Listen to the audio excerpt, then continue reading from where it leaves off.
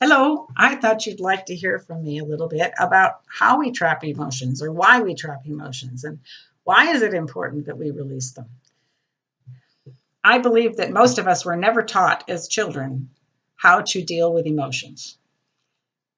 Most kids are taught that it's inappropriate to express negative emotions, especially in public, where it's embarrassing to the parents. And sometimes even at home, we'll get you a good smack for expressing displeasure about things that the parents don't think you should be displeased about. It's just child rearing in our society. And even as adults, we do not have tools to release emotions. And so we just stuff them. We don't tell anyone about what we're feeling because it just doesn't feel safe. It doesn't feel right. And that leads me to the second reason why we trap emotions is it feels unsafe. For example, if you're in front of a gang member, I don't recommend you express your displeasure with the fact that he's standing in the middle of the road holding an Uzi. That would be unsafe. But there are times when it feels unsafe, even in a group where you have a dissenting opinion and everybody is so judgmental and so sure that their point of view is correct that it feels unsafe to express yourself. That's another reason why we trap our emotions. Day to day, just dealing with business, kids, traffic.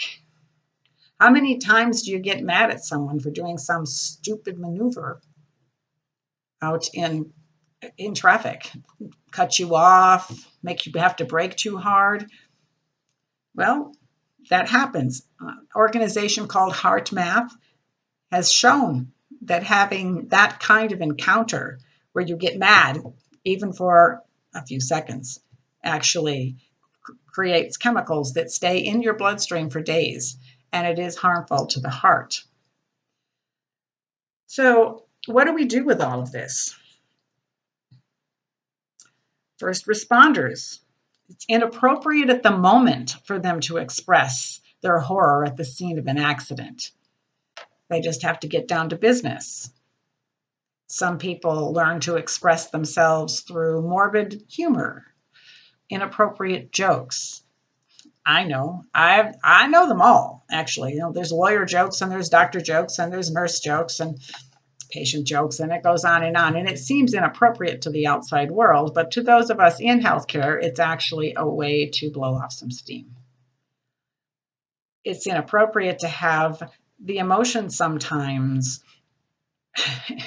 in the situation, but then you get back to normal. And it just seems so pointless to say it over and over. I'm so frustrated. For example, a fireman might say, I'm so frustrated that people don't use smoke detectors. I'm so frustrated with people leave their children alone. There's so many things that you can't do anything about. So it makes you feel very angry. There's a reason why there's a high suicide rate among first responders. It has to do, I think, with a lot of trapped emotion, a lot of charged energy running around that is very difficult to explain what's going on inside you, but it creates a tension that just builds. So, what can you do? First of all, you can be who you really are. And who you really are is a very spiritual, connected, kind, compassionate being. When you're those other things, when you're judgmental, that person is bad, that situation is bad, that's good, that's bad. Those create a lot of conflict within you because who you really are knows that's not true. I believe that there is some passages in some very important books about how judging is not ours to do. I think we forget that. We forget that a lot. Try to get some of the judgment out of your day-to-day life. Try when you're in an emotional situation and you can't immediately respond for some reason, it's unsafe, it's inappropriate, etc. Make sure that you take a minute when you get home to kind of regroup and talk to yourself about it, about how you felt and how appropriate it was in the moment, and maybe it wasn't. One thing that I like to teach people, it's a very simple tapping procedure. If you've heard of tapping, just tap over the thymus, which is right above the heart, just left around the third rib to the left of the sternum.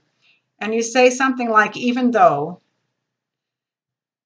that situation made me so angry and that makes me feel sick inside, I know there's a part of me that doesn't want to let it go. And this is true because your ego doesn't want to let it go. I still completely love and accept myself. And you say that over and over until you feel like the charge has gone out of the situation. But so the statement is, even though I do this, it makes me feel bad. And I know part of me doesn't want to let it go. I still completely love and accept myself. So you love and accept yourself, even though those other conditions continue. You're going to love and accept yourself no matter what, because you are where you are. So when you see someone doing something bad, understand that they're doing the very best they can in that given moment with what they have in them. And it is as pathetic as it might seem to you in that moment, it's all I got.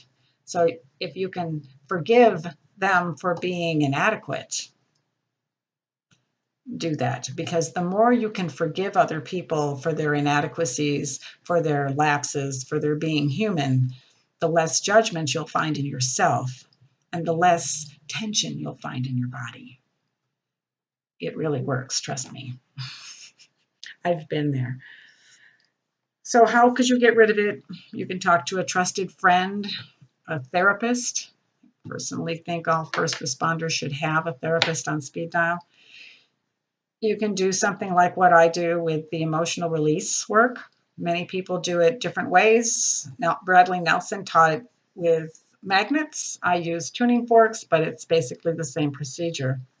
I'm not doing therapy. I'm not asking you anything about your past or the situation. I am simply taking the energy and removing, decharging the situation just enough. Most people feel the charge leave. It is very interesting. It's just like a feeling of, oh, so I'm not taking the memory away.